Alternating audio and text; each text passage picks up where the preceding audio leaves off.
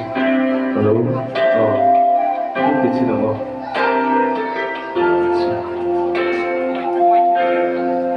Mình chỉ để cho ta vui lệ xiên sung tê lung rua tiếng lên chu chúa vang gió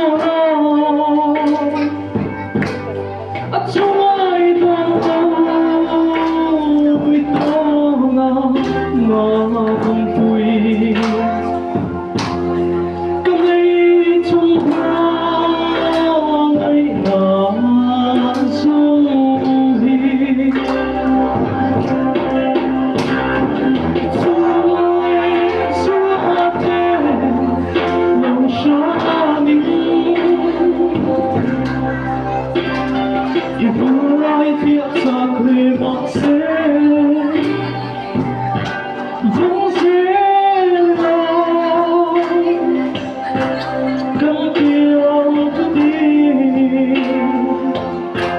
Ghiền Mì Gõ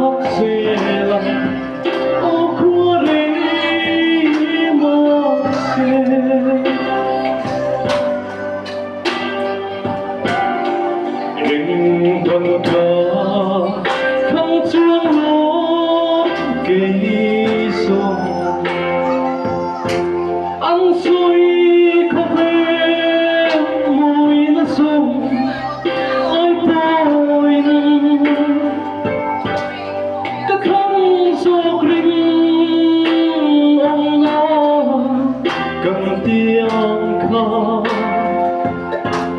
Hãy subscribe